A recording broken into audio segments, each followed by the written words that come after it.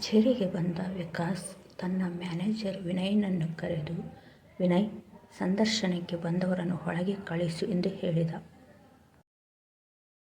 ಆಯಿತು ಸರ್ ಎಂದು ವಿನಯ್ ಹೊರಗಡೆ ಹೋಗಿ ಒಬ್ಬ ಹುಡುಗಿಯನ್ನು ಕಳುಹಿಸಿದ. ಆ ಯುವತಿ ಬಾಗಿಲು ತೆಗೆದು ಒಳಗಡೆ ಬಂದಳು. ಕುಳಿತುಕೊಳ್ಳಿ ಎಂದು ಆ ಹುಡುಗಿಯ ಫೈಲ್ ತೆಗೆದುಕೊಂಡು ನೋಡಿದ. ಆ ಹುಡುಗಿಯ ಹೆಸರು ಕವಿತಾ ಅಂತ ಬರೆದಿತ್ತು. ಆ ಹೆಸರನ್ನು ನೋಡಿದ ವಿಕಾಸನಿಗೆ ಆಶ್ಚರ್ಯವಾಗಿ, ನಿಮ್ಮ ಹೆಸರು ಕವಿತಾನಾ ಎಂದು ಕೇಳಿದ. ಆ ಹುಡುಗಿ, ಹೌದು ಸರ್, ನನ್ನ ಹೆಸರು ಕವಿತಾ. ಯಾಕೆ ಸರ್? ವಿಕಾಸ್ ಆ ಹುಡುಗಿಯನ್ನು ನೋಡಿ, ಇವಳು ನನ್ನ ಕವಿತಾ ಅಲ್ಲ ಅಂದುಕೊಂಡು ಸುಮ್ಮನೆ ಆದ.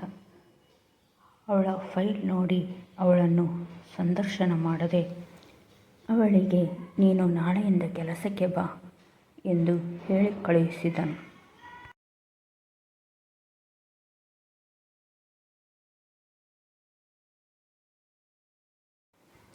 ಮರುದಿನ ಕೆಲಸಕ್ಕೆ ಬಂದ ಕವಿತಾ ವಿಕಾಸನಿಗೆ ಪಿಎಯಾಗಿ ಕೆಲಸ ಮಾಡಲು ಶುರು ಮಾಡುತ್ತಾಳೆ.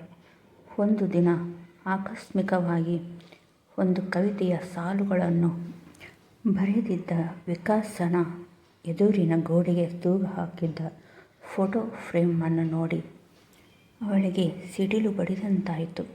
ಯಾಕೆಂದರೆ ಆ ಕವಿತೆಯ ಸಾಲುಗಳನ್ನು ಚಿಕ್ಕ ವಯಸ್ಸಿನಲ್ಲಿ ತಾನೇ ಬರೆದು ತನ್ನ ವಿಕಾಸನಿಗೆ ಕೊಟ್ಟಿರುತ್ತಾಳೆ.